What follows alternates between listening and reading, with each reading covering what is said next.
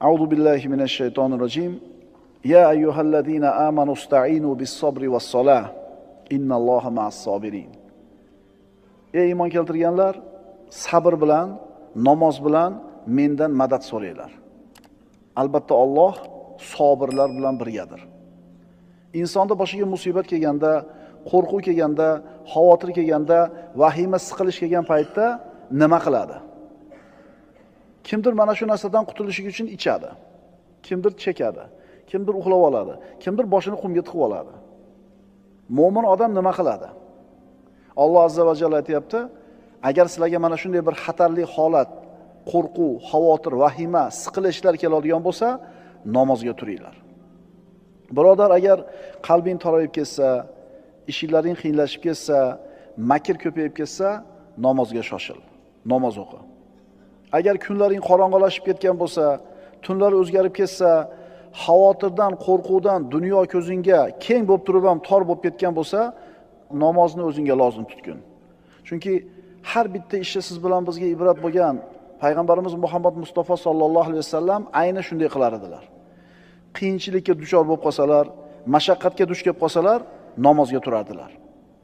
Badr kunida chodirda o'tirib Rasululloh sallallohu alayhi vasallam namoz o'qidilar va Robbisiga duo iltijo qilib yolvordi. Alloh taolo Badrda g'alaba berdi. Alloh azza va jalla 1000 ta farishtani tushirdi. Xandaq kunida 10,000 kishilik mushriklarning qo'shini Madinaning shimoliga kelib to'xtadi. Musulmonlar sanog'i oz. 3000 kishi xandaq kavladi. Xandaqni bitirishiga 10,000 kishilik qo'shin kelib to'xtadi xandaqning u tomonida. 10,000 taga 3000 ta. Bu ham yetmagandek, Madinaning orqa tomonida turgan Banu Qurayza Rasululloh bilan ahdini buzib xiyonat qilishdi. Orqadan ham xavotir bor, oldidan ham xavotir bor. Mana qo'rquv.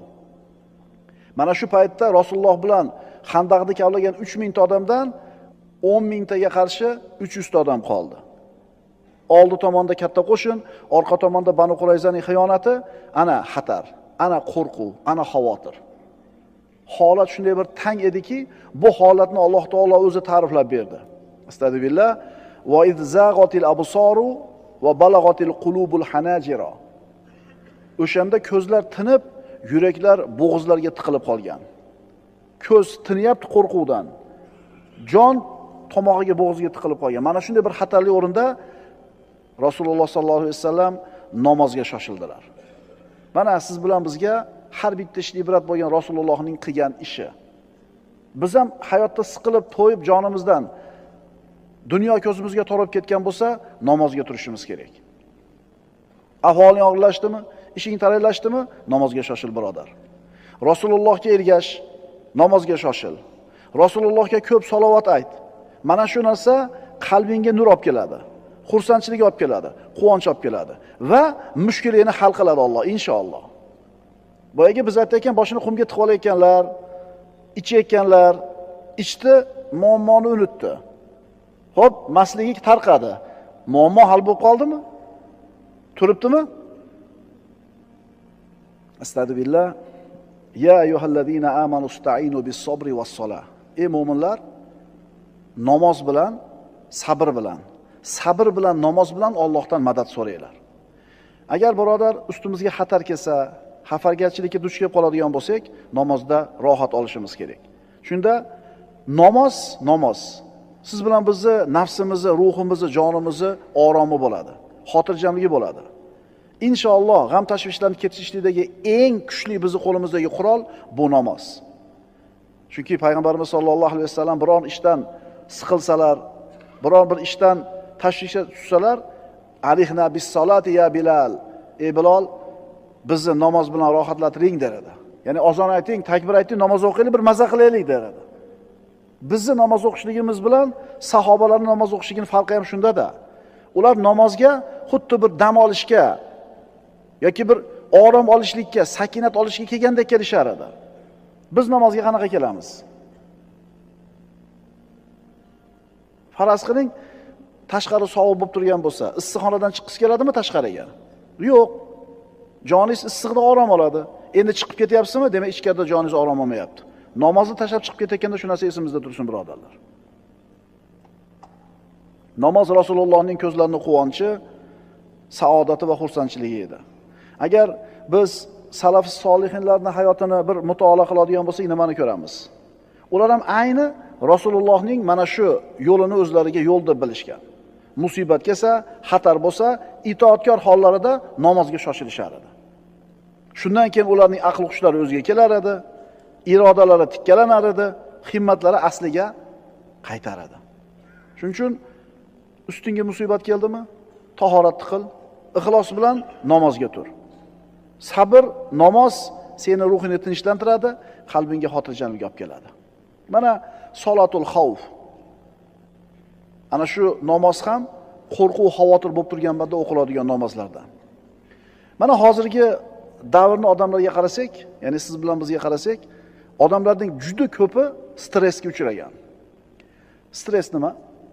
Tushkunlik, vahima, qo'rquv.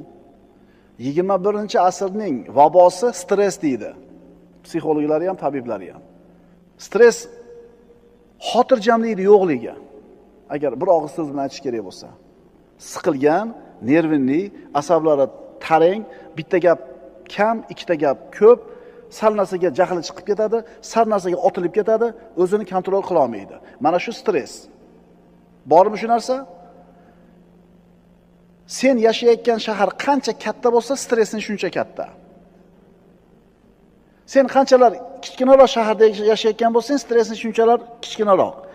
Agar umuman shaharda yashamasdan, chekka bir qishloqda, bir tog'da yoki sahroda yashayotgan bo'lsang, mana shu stressing ozroq.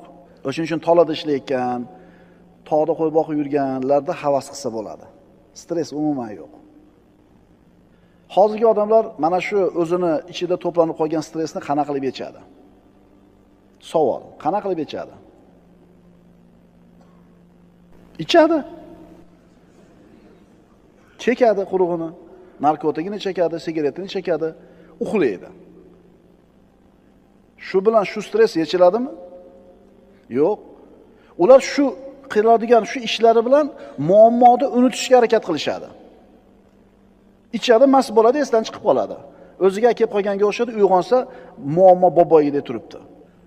Qo'rquvni oldida, xavotirni oldida tuyoq boshini qumga tiqib olgandek, boshini qumga tiqishib oladi. Ular ishi shunga o'xshaydi. Xo'p, boshini qumga tiqib olding, ichib olding, chekib olding, sayinib olding, bir hafta yotding, ichib. Shu bilan mushkula hal bo'ldimi? Yo'q. Tuyoq boshini shunday qumdan chiqarsa, muammo turibdi peshonasida. Mana shunday stress tufayli nafsiy kasallarga mubtalo bo'lgan hozirgi avlod bu stressdan qutulish uchun, bu mushkulalardan chiqish uchun namozga, masjidga shoshilish kerak. Endi qanchasi masjidga kelyapti bu avlodni? Stress sababli asabi tugagan, fe'li tarang bo'lib ketgan, muammolarni ko'pligidan zerikkan va ularda kamayish o'rniga ko'payayotganligini ko'rib, ezilib turgan bu odamlarga, bu zamonda odamlarga masjidga, namozga qaytishdek vaqti kelmadimikin? Allohu akbar dedingiz, takbiri tahrima deyiladi, birinchi takbir. Nima degani bilasizlarmi? Dunyoni hamma so'zi, ishi, fe'li, o'yi harom degani. Namozni takbiri harom qiladi dunyoni, namozni salomi halol qiladi dunyoni. Allohu akbar deganingizda siz tilingizni, ko'zingizni, oyoqlaringizni, hatto harakatlaringizni dunyoga harom qildingiz, ammo hayolingiz hali dunyo bilan. O'shuning uchun bu namoz bizga huzur halovat bermayaptimikin? To'g'rimi? Allohu akbar deyishingizga nimalar keladi hayolingizga? Robbilarni rozi qilish uchun mana shu odamlar yuzlarini masjid tuprog'iga surtish kerak. Bu bilan avvalor o'zini nafslarini mana shu tinimsiz bo'lib turgan azobdan saqlab qoladi. Aks holda tamom bo'lishadi. Aks holda namozga qilib Allohdan bir yordam so'ramasa, mana shu g'am tashvishlari, asablari parchalab tashlaydi bularni. Bu narsaga insonning toqat yetmaydi. Qoida. Boshlar qatib, qalblar bezotalanib, siqilib qolgan holatda xotirjamlikni va osoyishtalikni qalb bilan, xushu bilan o'qilgan namoz beradi. Qalbingiz bilan, xushu bilan o'qiysiz, shu muammolardan qalbingiz qutuladi. Demak, mana shu mashaqqatlardan qutulishning bitta yo'li nima ekan? Namoz ekan.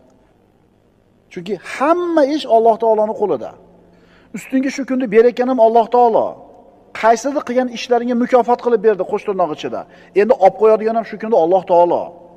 Alloh muammoingizni hal qilishni xohlaganda, sizni yuragingizni siqib turgan, sizni qo'rqitib turgan, sizni shu muammoga tiqib turgan odam o'zi muammoni yechimini ko'tarib keladi.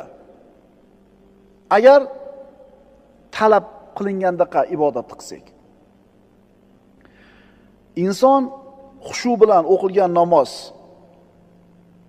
bor yoki shunday o'qib qo'ygan namozi bor.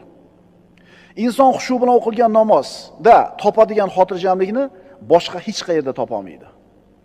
Qaytarib aytamiz, xushu bilan o'qilgan namozda topadigan xotirjamligini inson boshqa hech yerdan topa olmaydi. Birodar, xotirjamlikni, sakinatni, osoyishtaligini 3 ta o'rindan qidir. Namozda, Qur'on tilovatida, zikrda. Qalbini xotirjam bo'lishligini 3 ta o'rindan ista. Namozda, Qur'on tilovatida, zikrda. Shu uchalasidan bittasida bo'lasan, senda biz aytayotgan sakinat, saodat bo'ladi.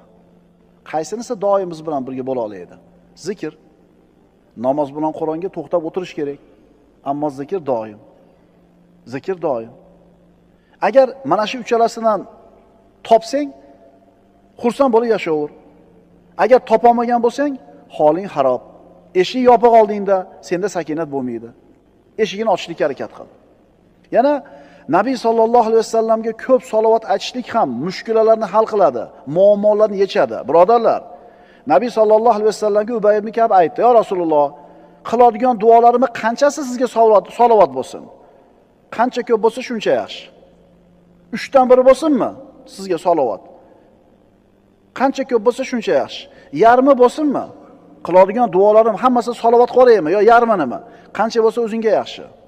Unday bo'lsa, hamma duolarimiz sizga salovatga aylantirib qo'yaman" deganida payg'ambarimiz aytdilar. Unday bo'lsa, gunohlaring mag'firat bo'lishi, g'amingni ketishiga sabab bo'ladi, kifoya qiladi dedilar. Tinmay salovat aytib ko'ring-da. Qalbingiz yashnaydi. Mana shu bir oqsoqollarni ko'rasizlar-da, yuzida nuri bor. Unaqa ilmli emas ko'p ham. Unaqa dushanba, payshanba roza tutavermaydi.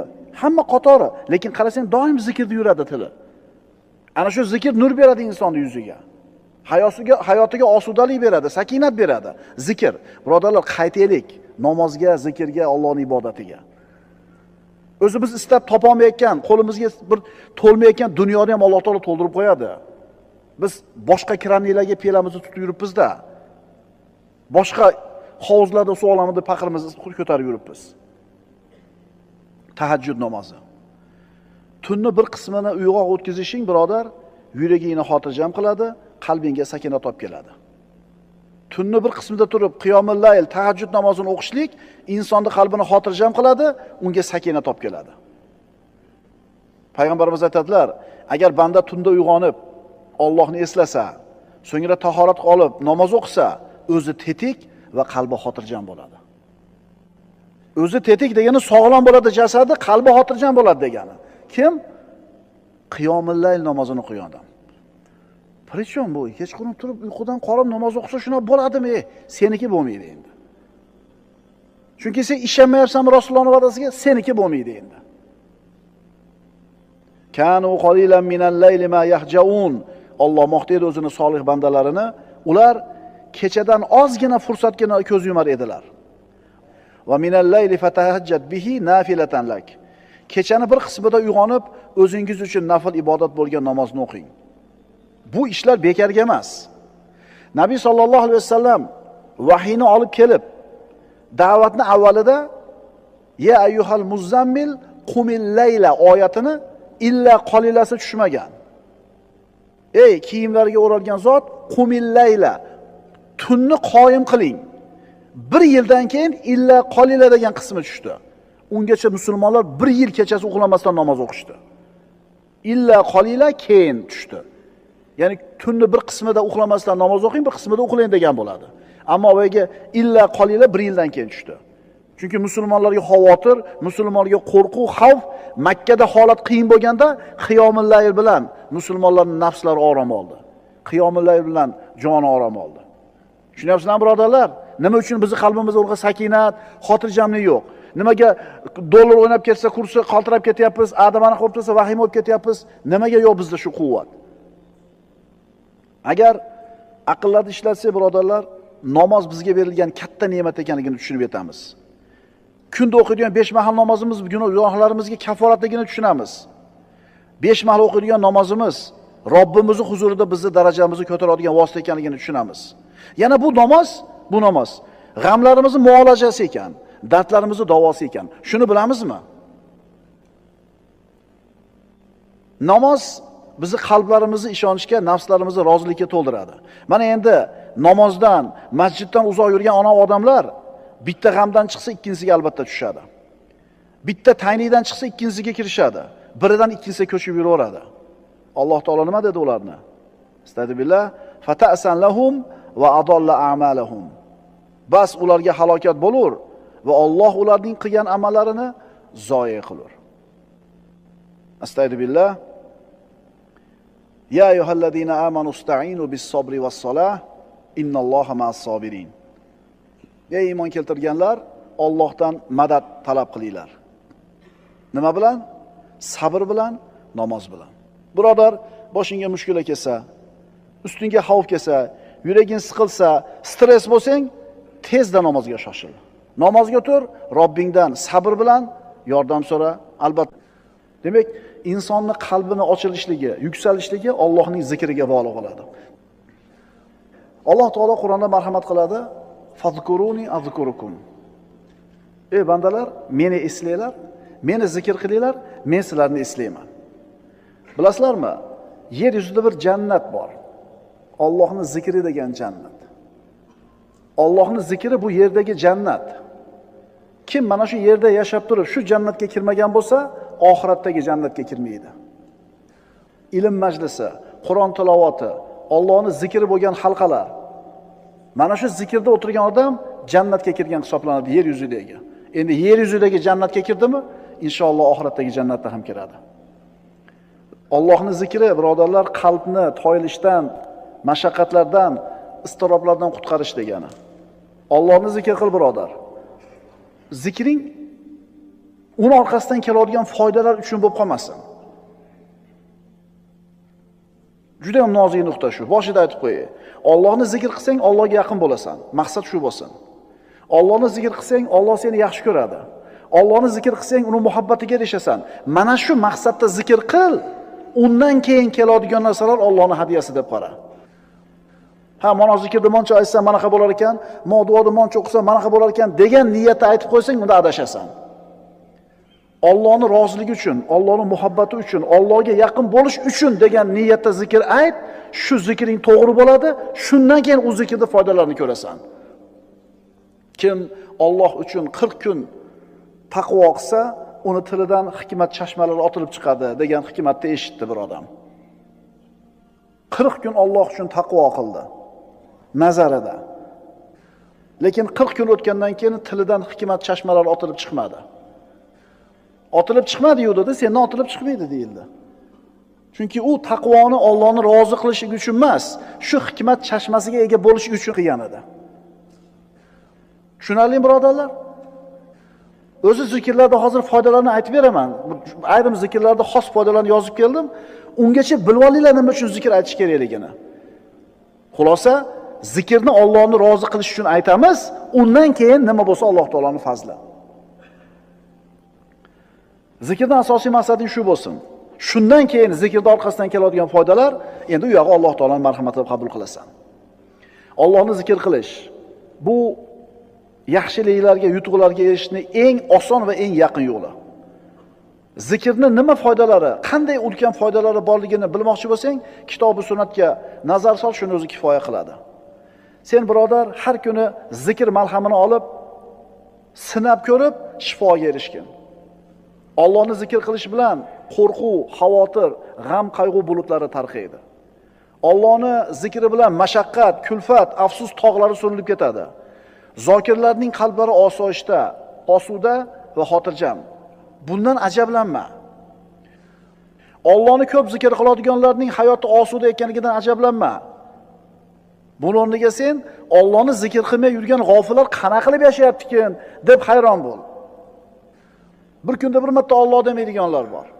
Yekkanda bismillah demaydi, o'tirganda bismillah demaydi, Allohni eslamaydi.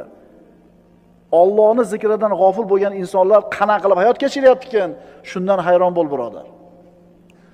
Alloh taolo aytadi: "Amwatun g'ayru ahya va ma yash'uruna ayyana yub'athun." Ular jonsiz o'lik. Ya'ni nafas olyapti, yuribdi, lekin o'lik va qachon qayta tirilishlarini ham sezmaslar. Shuning uchun birodar, qiynalgan bo'lsang hayotda, charchagan bo'lsang, mashaqqatlardan shikoyat qilib yig'layotgan bo'lsang, uni ismini zikr qil. Uni muqaddas ismi bilan duo qil, iltijo qil. Hal ta'lamu lahu samiyya. Unga teng biror zotni bilurmisiz? Birodar, seni qalbingning xotirjamligi Allohni zikr qilishingga bog'liq bo'ladi. Qancha ko'p zikr qilasan, qancha ixlos bilan, qancha bir e'tiqod bilan zikr qilasan, qalbing shuncha xotirjam bo'ladi. Bu meni gapim emas. Bu Alloh subhanahu va taoloning so'zi. Ogoh bo'linglar, qalblar faqat Allohning zikri bilan orom oladi. Hammamiz xohlaymiz bir narsani bilishni. Nima u deng? Allohning huzurida meni qadrim qanaqa ekan? Xohlaymiz-da. Alloh meni qadrlarmikin? Allohning huzurida meni qadrim qanaqa ekan? Bilishni xohlaysan, birodar? Albatta xohlaysan. Buni yo'li bor. O'zingga qarab ko'r. Sen uchun Allohning zikri qaysi o'rinda? Allohning zikr qilishligini qadri senga qanchalar baland? Shunga qarab seni ham qadring belgilanadi Allohning huzurida. Zikr siz uchun qanchalar qadrli? Shunga qarayanda bu yog'ini bilib olavering. Endi tushunyapsan, birodar, nima uchun qalbingda doim siqilish, tashvish, qo'rquv bor? Endi tushunyapsizlarmi, nimaga odamlar shunqa bir siqilib, bo'g'ilib yashaydi? Nima sababdan mana shu narsalar qalblarimizni egallagan? Endi anglayapsizlarmi? Agar bizni ham qalbimiz mana shu siqilishda, istirobda, bo'g'ilishda bo'lsa, demak, buni sababi nima ekan? Allohning zikridan uzoq ekanmiz. Shu muomalaga kirib qolamiz. Endi qutulish yo'li Allohning zikriga qaytaylik. Voy birodarlar, zikr shunaqa zo'r ibodatki, uni vaqti yo'q. Albatta tahorat bo'lish shart emas, masjidga borish shart emas, yurib ketayotib aytsangiz bo'ladi, o'tirib aytsangiz bo'ladi, yonboshlab aytsangiz bo'ladi, aytsangiz bo'ldi. Shunaqa yengilki, shuni ham aytmaymiz-da. Nimaga aytmaymiz? Tillarimizga og'ir. Kishi Allohning zikrini tiliga kelishligi og'ir bo'layotganligi uning qalbidagi nifoq sababidan deyiladi. Tilingizga zikr kelishi qiyin bo'lyaptimi? Majbur qilib bo'g'ib aytyapsizmi? Zikr qilishlik oson emasmi, qiyin bo'lyaptimi? Qalbingizdagi nifoqning belgisi bor deydi ulamolar. Allohning zikri degani Allohga suyanish degani. Unga suyanish degani, ishonish degani, tavakkul qilish, qaytish degani. Allohning zikri degani Alloh haqida yaxshi gumon qilish degani, undan yengillikni kutish degani. Agar duo qilsang Alloh senga yaqin. Nido qilsang eshitadi. So'rasang ato qiladi. Shuning uchun Allohga zorlan. Duo qil, undan qo'rqin. Sano ayt, hamd ayt, duo qil, istig'for ayt, uni pokiza ismini doim tinimsiz takrorla. Inshaalloh uni madadi bilan saodatni topasan, omonlikni, xursandchilikni, nurni, osoyishtalikni inshaalloh qo'lga kiritasan. Ogoh bo'linglar, qalblar faqat Allohning zikri bilangina orom oladi.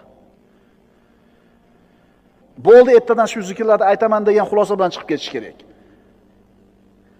Tevada 18 ta mavzu o'tdikmi? U bir tomon bo'lsa, bu o'zi bitta alohida tomon. Tushunyapsizlarmi? 18 ta darsimiz bitta pallada, mana shu zikr bitta pallada. O'sha 18 ta o'tgan narsamizni doim hayotimizda turishi, o'shunga amal qilishligimiz zikrga bog'liq. Astagfirullah. Fa'atahumullohu thawabad dunya va husna thawabil axirah vallohu yuhibbul muhsinin. Bas mana shunday zokirlarga Alloh dunyoda ham savob, g'alaba, mol davlatni berdi va oxiratda ham go'zal ajrni, jannatni ato qiladi. Kimga? Zokirlarga. Allohni ko'p zikr qiluvchi bandalariga. Payg'ambarimiz sollallohu alayhi vasallamdan mana Abu Dardo roziyallohu anhudan rivoyat qilingan hadisga qaraymiz. Rasululloh aytadilar, sizlarga amallaringlarni eng yaxshisini o'rgataymi? Podshohlaringiz huzuridagi eng pokizasini o'rgataymi? Darajalarni ko'taruvchi oltin, kumushni sarflashingizdan ko'ra yaxshiroq, dushmanga ro'baro bo'lib, sizlar uni bo'yniga qilich urishinglar va ular ham sizlarni bo'yningizga qilich urishidan ko'ra yaxshiroq bo'lgan amalni xabarini beraymi? Ha deyish sahobalar. Zikrulloh dedilar Rasululloh. Allohning zikri, Allohning zikri. Alloh taolo Qur'onda aytadi: "Va la zikrullohi akbar." Allohni zikr qilishlik eng ulug' amal. Allohni zikr qilish eng ulug' amal. O'lik inson, o'lik uy. O'lik inson nafas olib turib harakatlanayotgan bo'lsa ham o'lik. Qalbingda qo'rquv, xavotir, vahima, siqilish bormi? Bu nima sababdan shular bor, bilasanmi? Payg'ambarimiz sollallohu alayhi vasallam aytadilar: "Masalul ladzi yazkuru robbahu val ladzi la yazkuru robbahu kamasalil hayyi val mayyiti." Buxoriydan. Robbisini zikr qiladigan odam bilan Robbisini zikr qilmaydigan odamning misoli tirik bilan o'lik odamning misoliga o'xshaydi. Nafas olib yurgan bo'lsa, yo Allohni zikr qilmaydigan bo'lsa, bu odam o'lik deyapti payg'ambarimiz. Endi bu o'lik qalbda qadam xursandchilik bo'lsin. Bunaqa o'lik qalbda qadam bir osoyishtalik, sakinat bo'lsin. Bunaqa o'lik qalbda saodat qayerdan bo'lsin? O'li bo'lgan bu qalb. O'lik uy.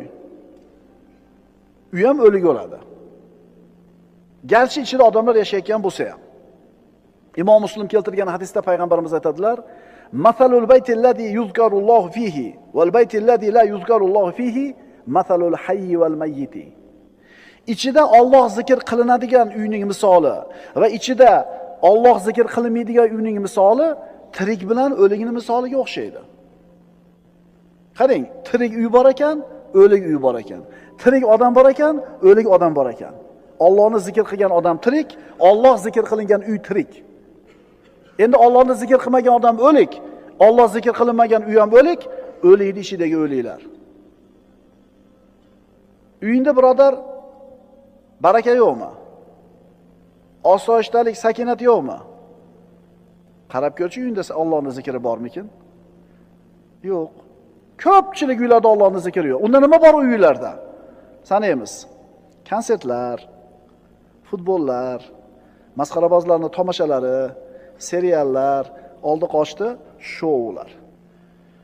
Agar seni birodar uyingda faqat shular bo'layotgan bo'lsa, sen qaysi saodatni uyingda istayapsan, birodar? Bunaqa Allohning zikri bo'lmaydigan uyda qanaqa sakinat bo'lishi mumkin? Axir bu uyga shaytonlar to'lib bo'lgan u. O'lik uyning ichidagi o'lik odamlar. Bir odam Alloh taolodan duo qilib bir hojatlarni so'raydi. Yana boshqa bir banda Allohni shunaqa ko'p zikr qiladiki, doim tili zikrda, zikr shunaqa band qilib qo'yganki, nimani so'rashligi esdan chiqib qoldi. G'ami, kamchiligi esdan chiqib qoldi. Endi buni holati nima bo'ladi? Rasululloh aytadilar: kimni meni zikr qilish o'zining hojatini so'rashdan to'sib qo'ygan bo'lsa, zikrni ko'p aytganligi bilan ovora bo'lib, ko'p zikr aytib, hojatini so'rash esdan chiqib qolsa, bas men unga so'rovchilar so'raydigan narsalardan ko'ra afzalroq narsani ato qilaman. Siz zikrni qilaveringda, indamay qo'ying nima kerakligini. Chunki Robbingiz o'zi biladi sizga nima kerakligini. So'rash ibodat. Zikr ham ibodat. Lekin zikrni qarangda, ham zikr bo'lyapti, ham so'rash bo'lyapti bir vaqt o'zida. Shuning uchun aytildi-da, "Vala zikrullohi akbar." Allohning zikri eng buyuk amal. Alloh taolo aytadi: "Men bandamning men haqidagi gumonidaman. Agar u bandam meni zikr qilsa, men u bilan birgaman. Agar u meni o'zining nafsida zikr qilsa, men ham uni o'z nafsimda zikr qilaman." Alloh sizni zikr qilishi nima, bilasizmi siz? Aqlingiz bavar qiladigan narsa emas. Siz aqlingiz yetmaydi. O'ylang, bir mahallangizda bir odam bor edi yoki billa katta bo'lgan o'rtog'ingiz bor edi. Billa yasharingiz, bir kun kelib prezident bo'ldi. Mamlakatingiz prezidenti bo'ldi. Keyin rosa mansabda cho'qqisida turgan paytda bir intervyusida sizni esladi. Men maktabda o'qigan paytimda falonchi o'rtog'im bo'lardi. Shu mana fandan menga yordam berardi desa, bilasizmi qanday baxtli his qilasiz o'zingizni? Chunki sizni kim zikr qildi? Kim esladi sizni? Prezident. Endi Alloh sizni zikr qilsa, bilasizmi nima bu siz uchun? Bu sakinat, osudalik, barakot, saodat. Agar banda meni o'zini nafsida zikr qilsa, men o'zimni nafsimda zikr qilaman. Agar meni o'sha bandam bir majlisda, maloda, bir jamoat ichida zikr qilsa, men u bandamni ularning majlisidan ko'ra yaxshiroq bo'lgan majlisda zikr qilaman. Maloil a'lo, maloikalarning majlisida zikr qilaman deyapti Alloh taolo. Alloh sizni zikr qilsa birodar, bilasizmi sizga nima bor? Rahmat, qo'llashi, inoyati, panohi degani. Banda Allohni zikr qilsa, Alloh shu banda bilan birga bo'ladi. Alloh siz bilan birga bo'lishini xohlasangiz, Allohni zikr qiling. Qo'llab-quvvatlaydi. Yana nima kerak sizga boshqa? Nima kerak yana sizga boshqa?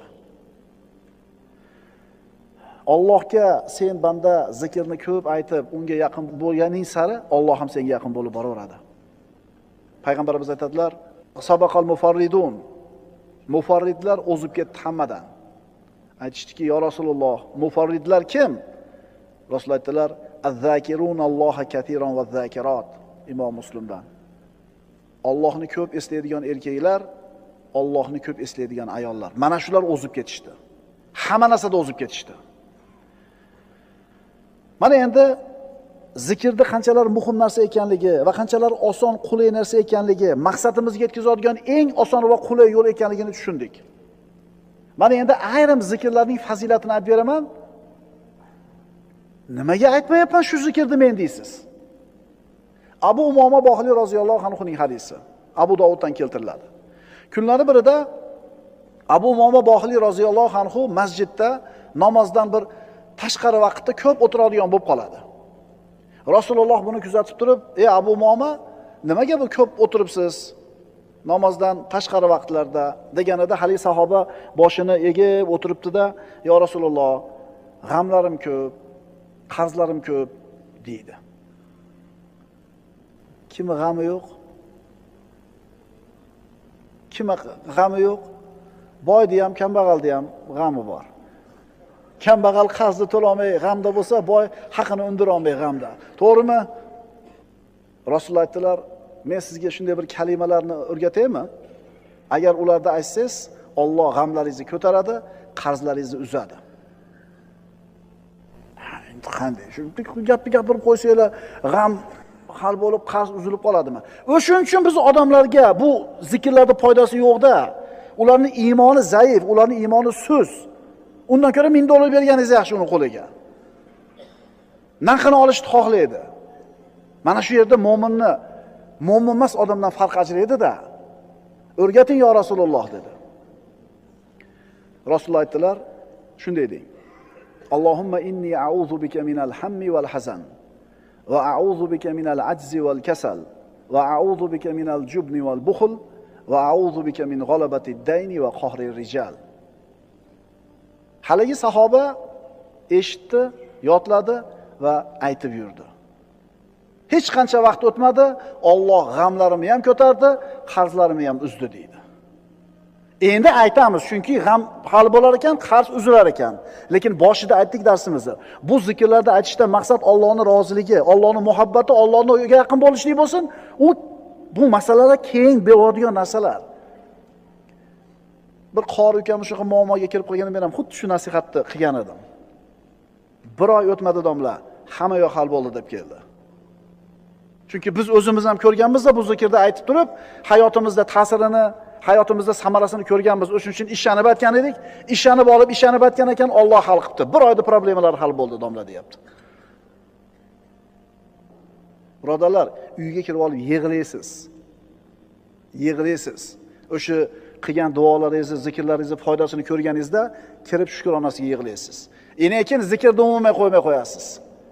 Zikrni umuman tilingizdan qo'ymay qo'yasiz. Biz mana shu hadisni voqeligini hayotimizda o'zimiz ham ko'rdik, shogirdlarimizni ham ko'rdik, sizlarni ham inshaalloh ko'ramiz. Faqat ixlos bilan aytilsin, doimiy bo'lsin. Yustajabu li ahadikum ma lam yasta'jil ila Rasululloh. Shoshilmasanglar duolar ijobat bo'ladi.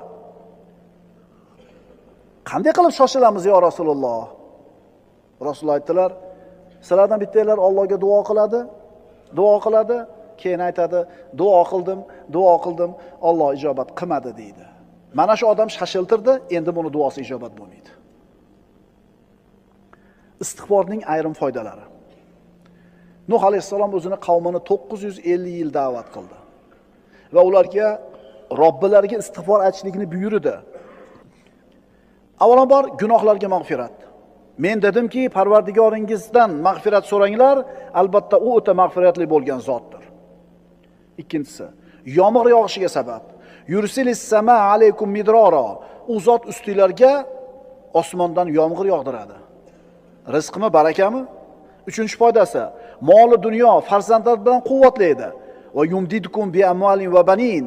Va sizlarga moli dunyo, bola chaqa bilan madad beradi. To'rtinchi foydasi, bog'i bo'stonlarga sabab bo'ladi. Va yaj'alakum jannatin. U Alloh sizlarga bog'i bo'stonlarni beradi. Beshinchi foydasi, daryolarda suvni serob bo'lishiga sabab. Va yaj'alakum anhara. Sizlarga oqar daryolarni ato qiladi. Bitta istig'forga. Oltinchi foydasi, jismoniy quvvatingga quvvat bo'ladi istig'forni ko'paytishing. Va yazidukum quvvatan ila quvvatikum. Va kuch-quvvatlaringizga yana kuch-quvvat beradi. 7-foydasi, istig'for chiroyli rizqni kelishiga sabab bo'ladi. Yumatti'ukum mata'an hasanan ila ajalin musamma. U Alloh sizlarni ma'lum muddatgacha chiroyli rizq bilan bahramand qilur.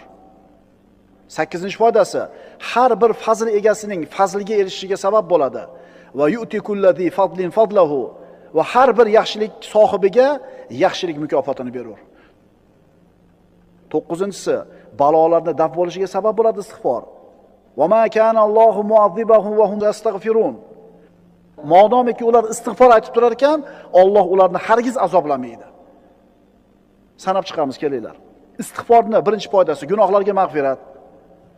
Yomg'ir yog'ilishiga sabab, moli dunyo, bola chaqa, bog'i bo'ston, daryolar, quvvat, chiroyli rizq, har bitta fazil egasi fazilni oladi, balolarni daf bo'lishi. Bitta istig'for uchun yana nima kerak sizga? Yana nima kerak? Nimada yuribsiz o'z ko'chada? Bola, chaqa, tirikchilik, hammasi istig'forning ichida turibdi. Quvvatda yurmayapsiz ko'chada, quvvat ishida ekan. Daryo, yomg'ir, bog'roq nimani evaziga berilyapti? Voy, men nima qilib yuribman istig'for etmasdan degan xayol keldimi kallanglarga? Astagfirullohal azim va atubu ilayh. Astagfirulloh va atubu ilayh. Astagfirulloh. Qaysinisi tilingizga qulay? Ketkuchi aytib keting shuni mashinada uyingizga. Ishga ketkuchi aytib keling. O'tirib ayting, turib ayting, ishga ketayotib ayting, yurib ketayotib, kiyinayotib ayting, zikr ayting birodar. Bilasizmi zikr nimaga o'xshaydi? To'ydagi gul qurishni boshlaganda suv qo'yasiz, u gul yashnaydi. Ana shu gul siz bilan bizning qalbimiz. Ana shu quyilayotgan suv Allohning zikri. Shuning uchun aytdik, Allohni zikr qilayotgan odamning qalbi xotirjam, osoyishta bo'lganiga hayron bo'lma. Allohni zikr qilmayotganlar qana yashayotganiga hayron bo'l. Salovatning foydalari. Payg'ambarimiz Muhammad Mustafa sallallohu alayhi vasallamga salovat aytishning foydalari. Rizqni keng bo'lishi, hojatlarning ravo bo'lishida Rasulullohga salovat aytishlikning fazilati. Odamlarning ko'pi mana shu haqiqatdan bexabar. Salovat aytsa, hamma muammolar hal bo'lishigidan bexabarligi uchun salovatga beparvo. Qaytarib aytaman. Payg'ambarimizga salovat aytishlik hamma muammolarni hal bo'lishligining sababi. Insonlarda aqli yetmaydigan, insonlarda qo'lidan kelmaydigan masalalarni hal bo'lishi ham salovatga bog'liq. Ishonasizmi, birodar? Ishoning. Qanday endi men Allohumma solli ala sayyidina Muhammad deb yursam, problema seniki hal bo'lmaydi. Seniki hal bo'lmaydi million marta aytsang ham, chunki iymon yo'q.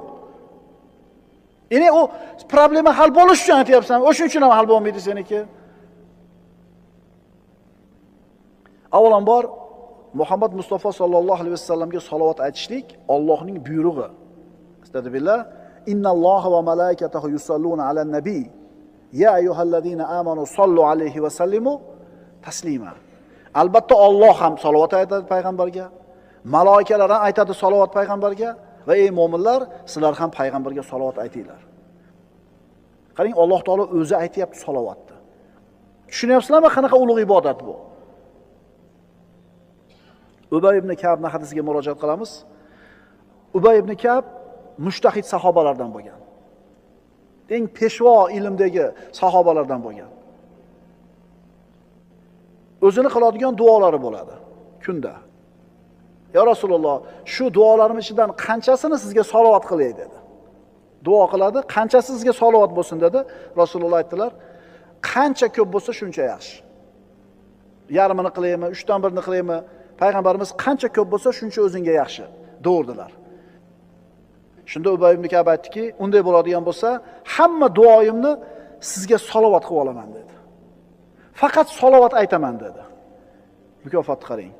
Rasululloh aytdilar, "Idan tukfa hammaka va yughfar zambuka." Unday bo'lsa, bu ishingiz g'amlaringizga kifoya qiladi, gunohlaringiz mag'firat bo'lishiga sabab bo'ladi dedilar. Salovatni qancha ko'p aytsang, muammoing qolmaydi deyapti.